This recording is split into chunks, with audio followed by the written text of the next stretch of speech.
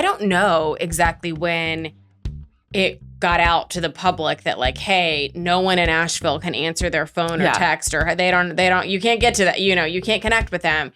But I remember when we finally got to cell service and I had 95 text messages. Leaders from Asheville and Buncombe County. From the newsroom to the nursery. We're juggling a demanding career on live TV with the demands of motherhood. I'm Katie. And I'm Karen. They are AnchorMoms. Hello. Hi. Welcome to another episode of AnchorMoms, the podcast. We hope you're in the Halloween spirit. Karen, are you in the Halloween spirit? Katie, I forgot that this week was Halloween. I thought we still had a couple more weeks, but apparently it is here. So we're getting there. Mm-hmm. We did have a big milestone today. After 1+ month, my children finally went back to school this morning. So I feel like all of my focus was on that. And they are only in school for 4 hours today, but we'll take it. But it's so nice that things are finally starting to feel a little bit more normal. Mm. It is still far from normal here in Asheville, but at least, I feel like it's like we're stepping toward, and we'll never be back to normal, I don't think, or at least not for a long, long time. But the little things are starting to fall back into place. Like I got out all the book bags last night. Yeah. We got out the lunch boxes. We're like, okay, we're going back to school. We have a wake up time. The bus is coming. Mm-hmm. Our sweet bus driver is back. And I just feel like even those things is it's helpful, right? Yeah. So we had the superintendent for Asheville City Schools on the show this morning. Which is where our kids go to school. Mm-hmm. Yeah. Yep. And she was saying, and this is, so just, if you don't live here in Western North Carolina, one of the biggest issues is in Buncombe County and Asheville, nobody has drinking water. I shouldn't say nobody, most people, because you live in the city of Asheville and you do, but you're— No, ours is not drinkable. Oh, it's not drinkable? No. That's right. Mm-mm. That's right. It's not drinkable. Scratch that. Yeah. So most people here do not have drinkable water, which is a real challenge. And depending on where you live, the station is still under a boil water advisory, but it's sort of in South Asheville. So when you flush the toilets here, the water looks normal. When you are downtown Asheville, I live close to downtown, just north of downtown, our water is brown. Yeah. It's brown. It's wild. And so we are a month out and there's still like people still aren't showering in it. So what I was going to say is she said that was the biggest challenge. They've come up with some sort of formula that for every kid you need X amount of water every day. And so that has been a huge challenge for schools. Outside Rivers School, there was like this huge water tank. So that has been a big challenge here. And then just as Karen is saying, the city and the county are advising like, you can shower in this water, you can wash your hands in this water, but there are a lot of people who are, sort of hesitant to do it, especially those people who actually see. Is your water brown? No, so our water, and that's the other thing I was going to mention, now we're learning the ins and outs of the water system that we didn't ever think we needed to know. Knew? But, there's, of course, different reservoirs and water's coming from different places, and it kind of depends on where you are. I mean, I live probably a mile from you, Katie, but our water, for some reason, comes from a different system than yours does. And so ours actually looks clear, but they're still saying you have to boil it. It just kind of depends on where you are. But that is a really, of course, big issue with the school system and why it took literally 4 weeks for them to reopen. I think people who aren't here might not realize, I mean, there are still places without internet. There are still places where, there are still neighborhoods, not, I don't think necessarily in the city of Asheville, but there are still areas that are cut off. I mean, there are still roads that are impassable. It's a little bit unbelievable to think about where we are a month out, and it's still just such a, one of my main I was driving Sam to school for the first time this morning, and the road we take, there are, I would say, 20 power lines just jumbled in heaps on the road. Like we drive over them.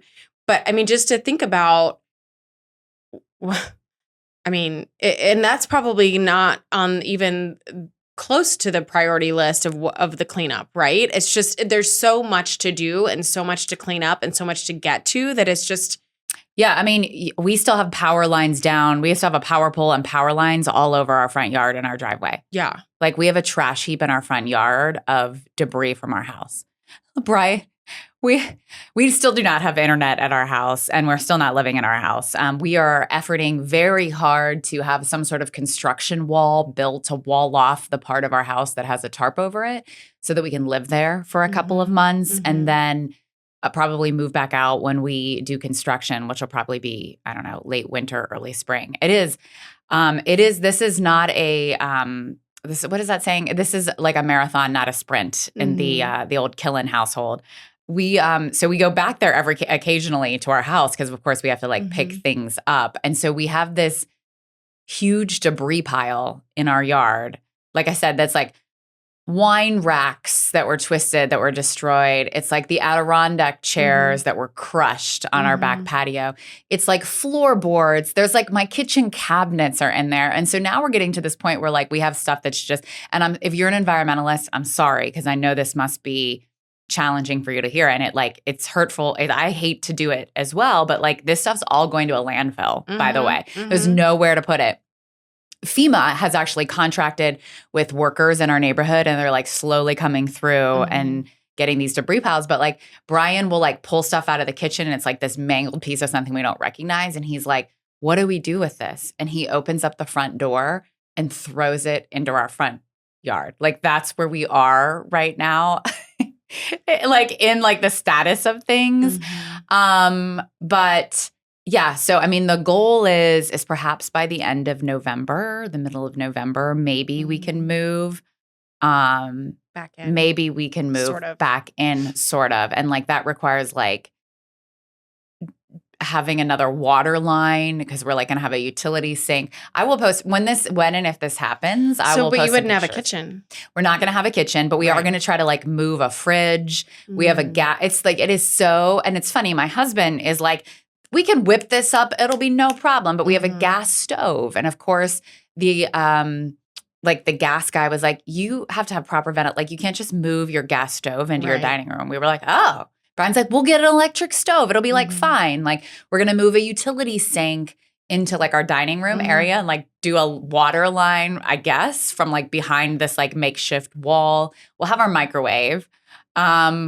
Well, But- we have our camping stove that we used after But I think Helene. you can't use it inside, right? Yeah. Oh, yeah. Can you use it inside? Yeah. We have a camping stove too, but I think Brian is like uncomfortable about using the Oh, wow. propane inside. We used it inside for many days. Yeah, post yeah. Helene. Well, and we have a grill. Anyway, it's just the challenges. And we are so River goes to school right around the corner from our house. And so now we are on a bad day. We're like 35 to 40 minutes away from River's school. And so we are in like that desperate, like at this point, I will take like a I want to live like I'm in college just if I can just like get back into my house. So, Right. we'll like, I don't know. I'll keep you posted. We'll keep you posted. I don't know, like TBD on whether or not that's going to happen. But I will say this, Karen, this is, if you're a parent, this is a big week. This is Halloween week, you guys. This is the week of Yes. Halloween, Karen. Mhm, She was like mhm. thinking that we still had a couple more weeks. Yeah. It's Halloween week. Yeah. Okay. Get your game face Yep, on. Yep. Let's I do did. this. I did. I just asked Katie. In typical mom fashion, I did kind of frantically last week realize we needed to like get some costumes together and make some things happen. And I think the kids are okay, but I did forget my own costume. So now I'm kind of scrambling for that. But, that's fine as long as the kids are happy. We got, I think you mentioned this, the pumpkin place that both Katie and I get pumpkins in our neighborhood is not going to offer them this, is not able to do that this year. So I think Gregory stopped and got like pumpkins. Like it wasn't even like the kids got to pick them out. Like he you went to the grocery store? yeah, he went to Ingles and got like That's 5 okay. pumpkins, and they're pretty horrendous looking. But I was like, whatever, we got pumpkins. It was funny though. He was like, you know how much these were? Like we saved a ton of money by Yeah. me just going to the Oh, yeah. grocery to get pumpkins rather than doing like the traditional pumpkin patch. Anyway, yeah, our neighborhood is still doing trick-or-treating, which I think there was a lot of discussions on the Facebook neighborhood groups and mom groups about like, is Halloween still happening? So I think You can't cancel Halloween. You can't. So I think that will be good for the kids. It is the day after Halloween was supposed to be a holiday, a day off of school for our kids. And of course now has been canceled because they miss so much school. So we will have to somehow arise them from their late night candy slumber. Hangover. And get them out the door. But yeah, I'm glad they're back. They were so excited to go. I will say, and I'm sure the superintendent spoke to this morning on the morning show, there was a lot of messaging from the school system and we had to talk with our older kids that, we've checked in with your friends' parents and, everybody's okay. But, you are going to go back to school and see kids who have lost their homes. I know. And that's what Dr. Furman we talked about that. Some staff members, I believe, lost. Staff members lost things. Yeah.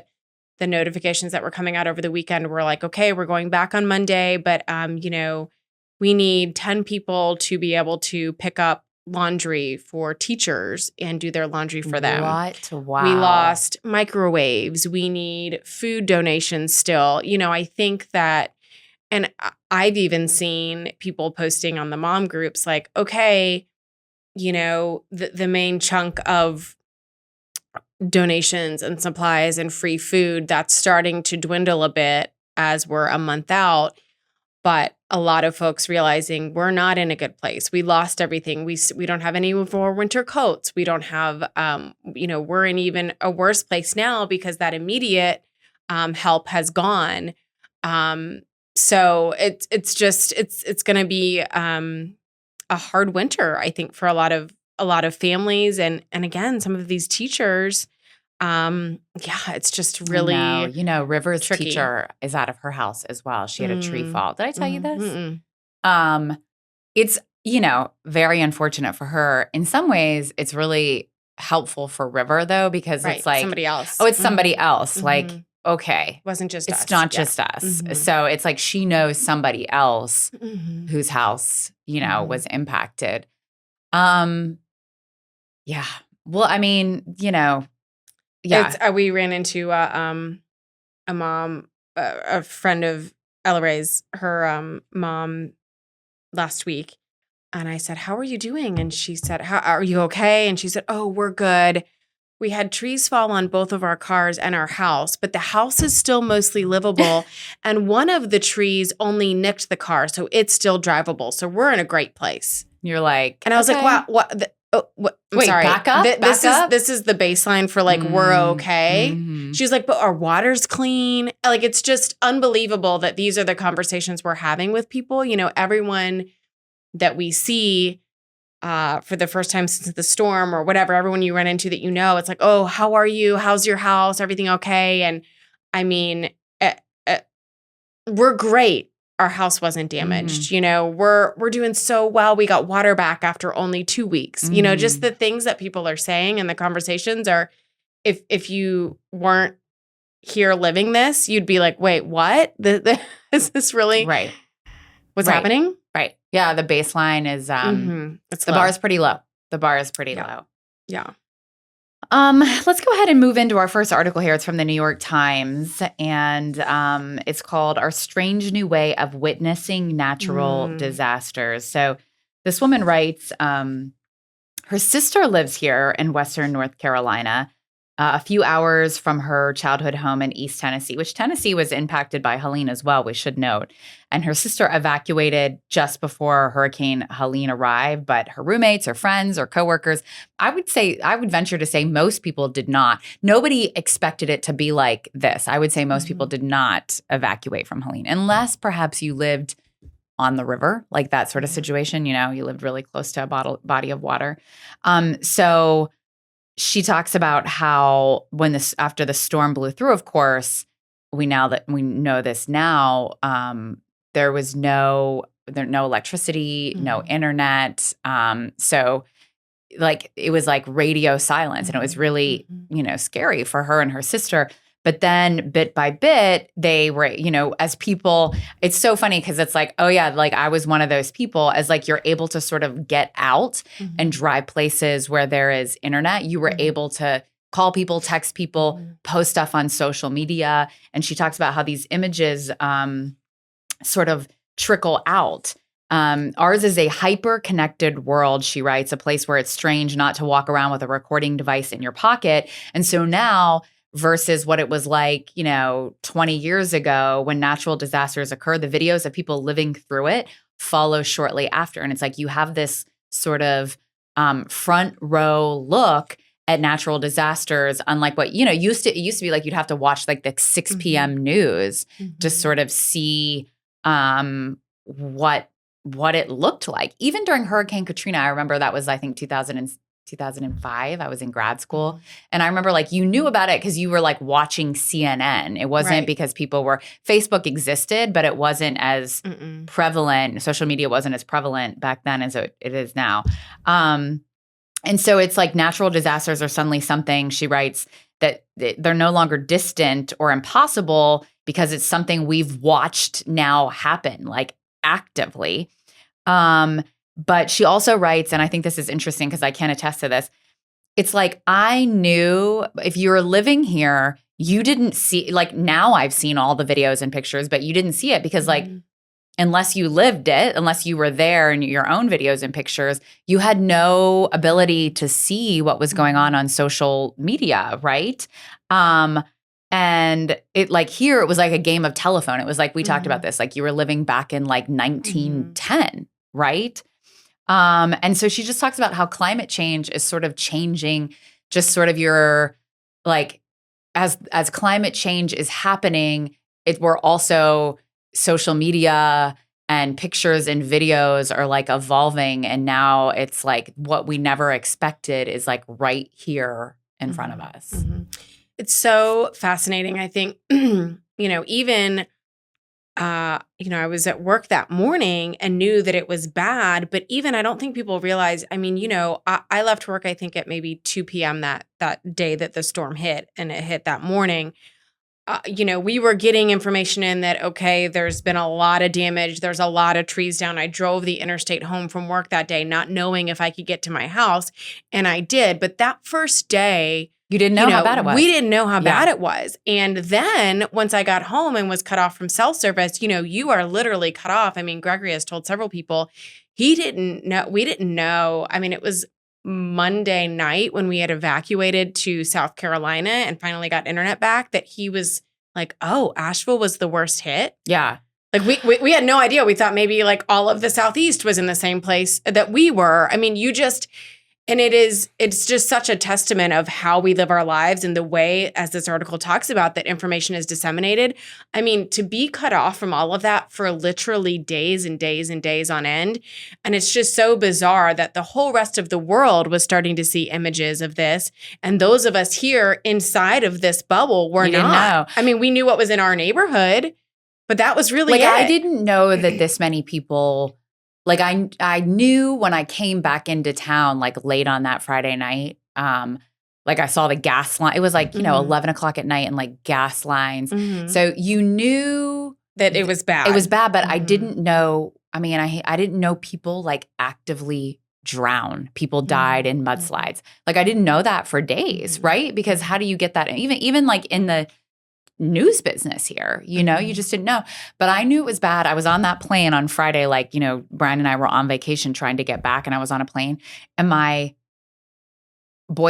college boyfriend texted me, who I hadn't heard from in like years, like 20 years, texted me and was like, are you okay? Like, are you all right? Is your house okay? And I was like, what? Like, it must be like the pictures on a national scale this must be serious, and Asheville in Western North Carolina must be in a bad way if like this dude's texting me. You know what I mean? Yeah. Like that was like my first inkling that I was like, I'm sorry, what? Like, and I do like now, and I think, I don't know exactly when it got out to the public that like, hey, no one in Asheville can answer their phone or text, or they don't, you can't get to that, you can't connect with them.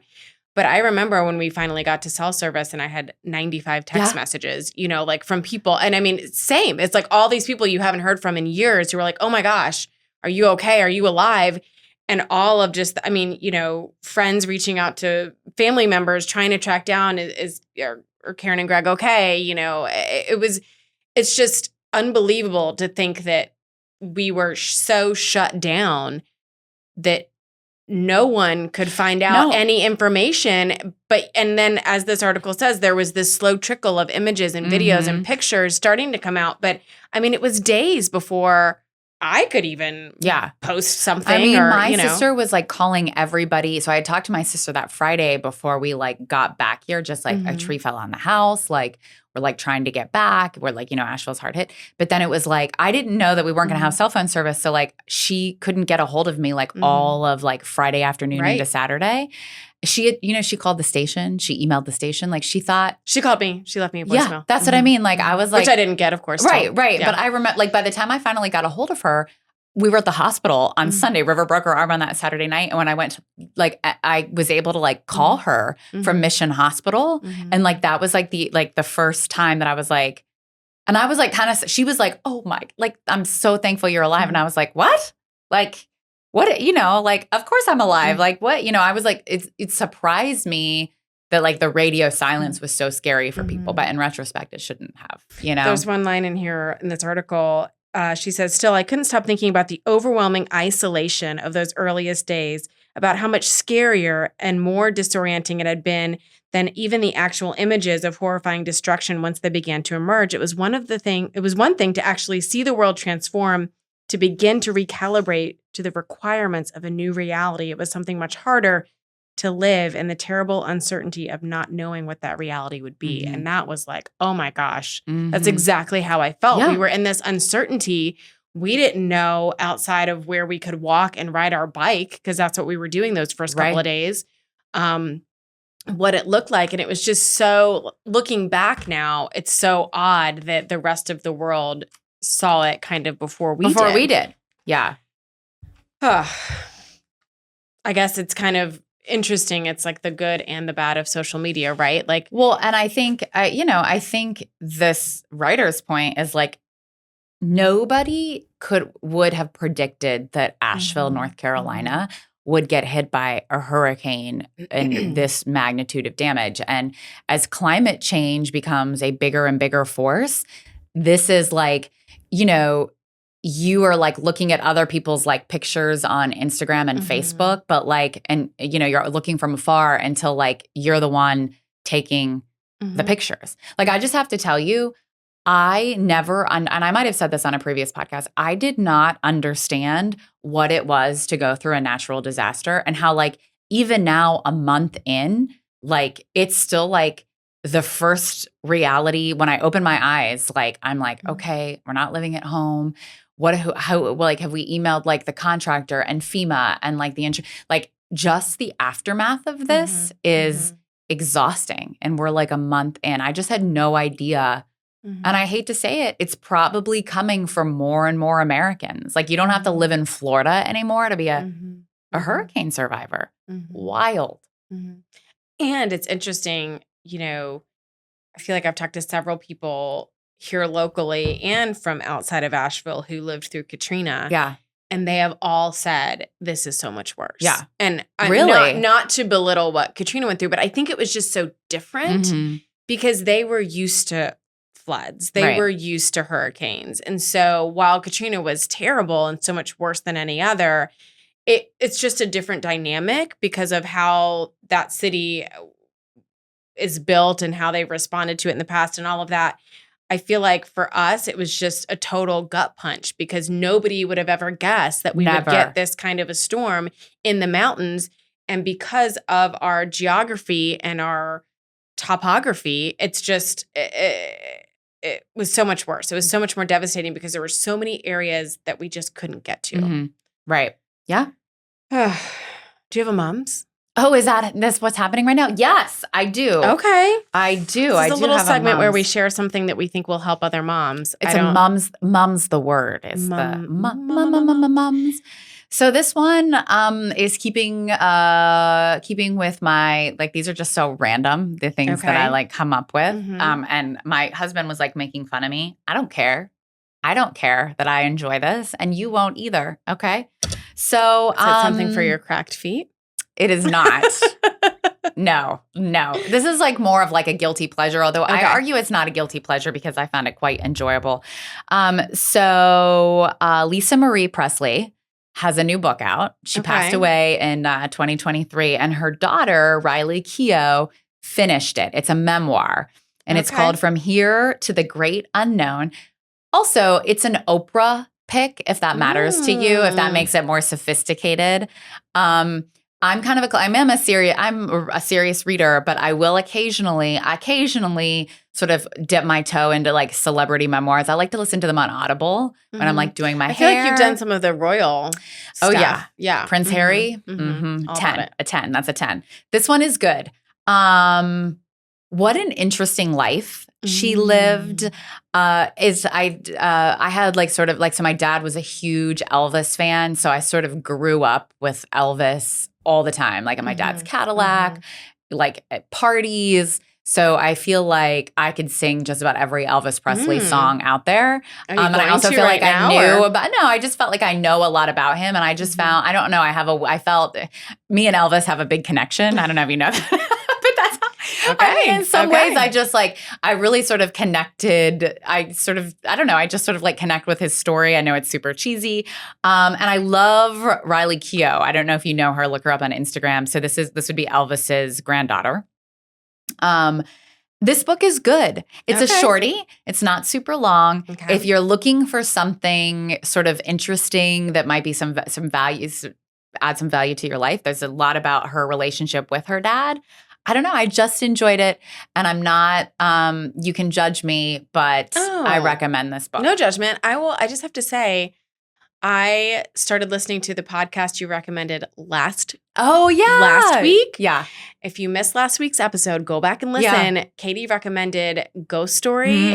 Oh my gosh, it's so good. So good. It's so good. I'm like, I think on episode 3, but it's really, really I'm here good. for your entertainment needs, really, is what's happening. Katie nails the mom's recommendations, folks. Podcasts. You're welcome. Got it all going on. Yeah. Beauty tip, beauty products. Well, I mean, those are even more superficial. So Karen will give you stuff for your cracked feet.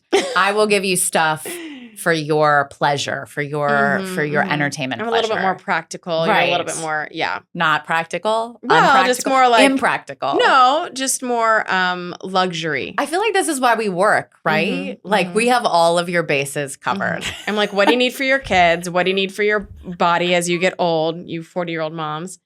Yeah. Okay, let's get to one more article today. This one, water-fueled Asheville's flourishing breweries. Then it ravaged them. Water-fueled Asheville's flourishing breweries, rather. Then it ravaged them. Weeks after flooding brought on by Hurricane Helene, brewers in Beer City, USA are still assessing the damage. Okay, if you know one thing about Asheville, it's probably that we have a lot of breweries, right? It's kind of, we're known as Beer City. It's kind of a thing. This article says approximately 55 breweries in the greater Asheville area. Who knows if that number is correct, but there's a lot of them. Well, this says of the approximately 55 breweries, right? Right. Yes. But anyway, so there's a lot of breweries here in Asheville, and as you can imagine, several of them were kind of in the line that was really hard hit by Helene. So it talks about how they've responded. It actually focuses on Zillicoa, which is one of our favorite neighborhood breweries. Right down the street from our house. Literally right down the street from our house. It's in our zone. We go there all the time. We drive by it on the way home from the kids' school. And it was really terribly hit. I saw a video that they posted in the days after the storm, and it was just so sad. I mean, the building is barely standing. They had a big area right next to the river where the kids could play. Just really nice folks who own that brewery, and it is gone essentially. They not only lost the building structure, but of course all those large tanks of beer. And that brewery equipment is so expensive. Yeah, they talk about the owners built that building themselves. It is hard to overestimate how big of a deal tourism here is in Western North Carolina, but also just the brewery scene. It's where you have it's where you have your kids' birthday parties. It's where you go on Sunday afternoons. It's where you go on date nights. It's where you take your kids on Saturday after soccer practice. Seriously, it's really the heart of Asheville, the brewery scene. It says the breweries contribute just shy of $1 billion to the economy, and that was back in 2019, which of course has gone up. But anyway, of all the breweries, at least 4 or 5 are expected to be declared a total loss, one of which being the Silicoa that's right by our house. So it's just really tough to see. I think that there's definitely a big concern, as Katie mentioned, with tourism, not only breweries, but restaurants and the River Arts District, the art scene. That was a big draw to Asheville, and a lot of that is gone. And I think there's a big question mark about how and if it will come back, how it will rebound. It's funny. A lot of these breweries are waiting for some of the municipal departments to come and do inspections before they can even reopen. I didn't realize this. Highland Brewing, which is one of the oldest, if not the oldest brewery here in Western North Carolina, at first they couldn't brew beer at all, much like most of these breweries. But they're now paying tens of thousands of dollars to truck water in from a private source an hour's drive away. And it's allowed Highland to run its packaging equipment and soon to turn the brew house back on.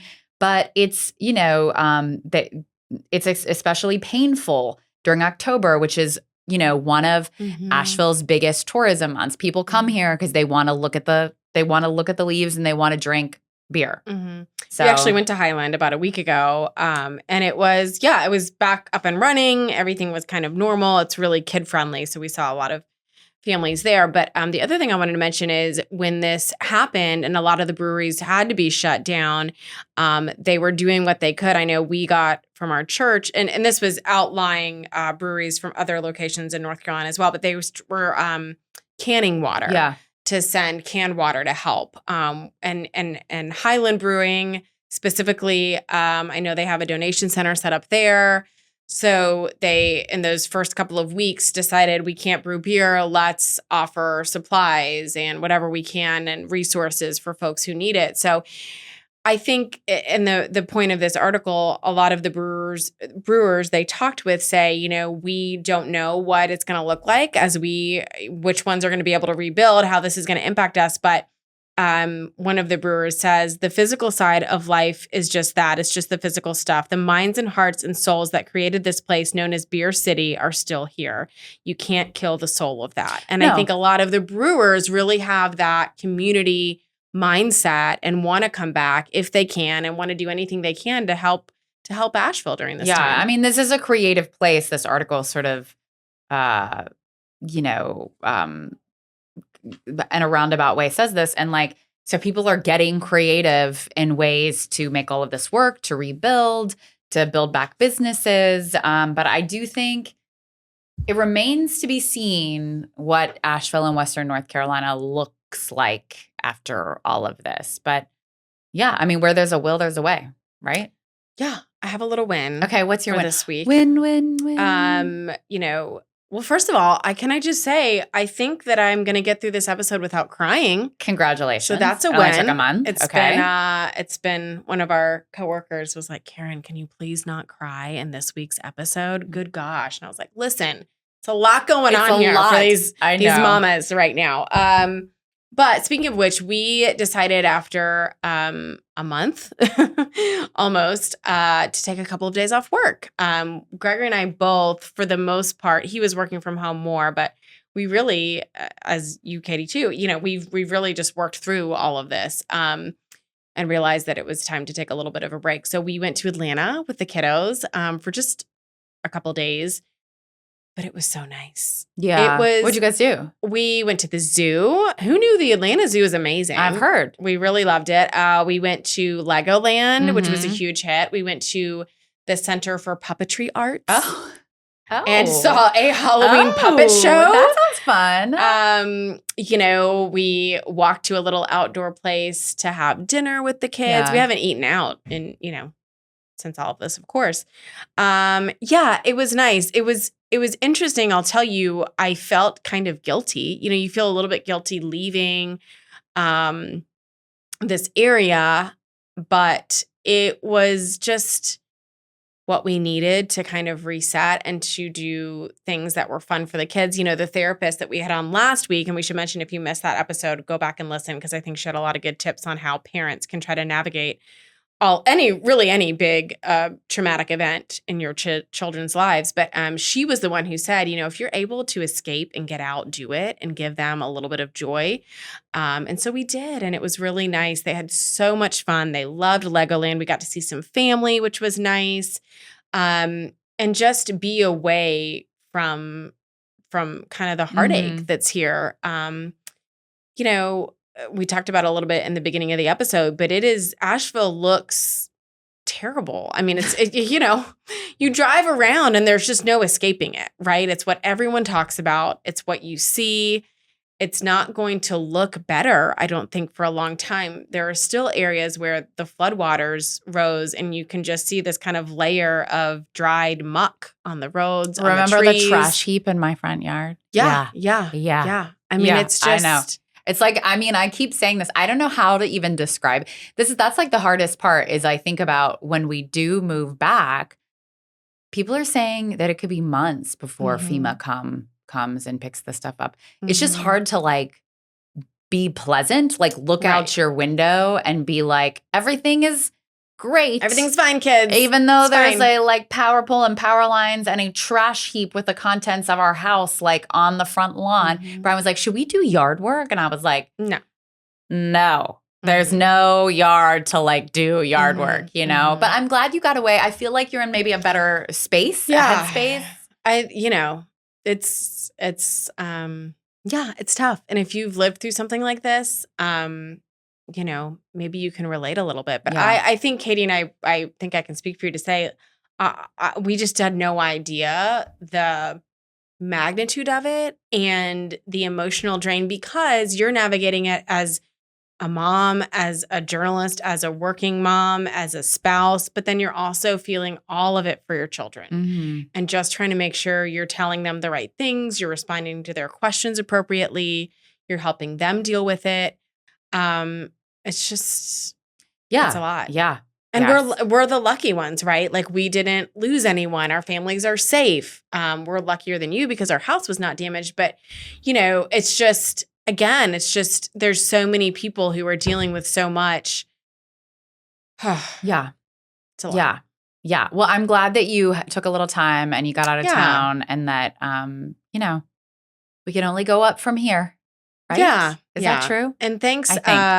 Reminder, too, that we are on YouTube now, so you can watch check us out as well. on YouTube, right?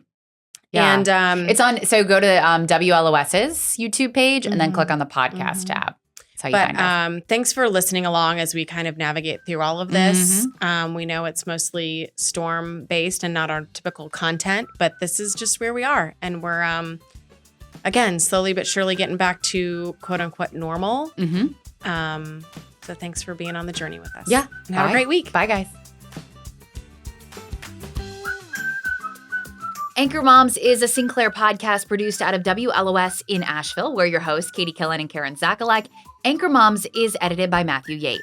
For more information on the topics discussed in this episode and to stay up to date on future episodes, follow us on Instagram @AnchorMoms. You can follow Anchor Moms on Apple Podcasts, Spotify, or wherever you get your podcasts. Know a parent who could benefit from this week's Anchor Moms episode?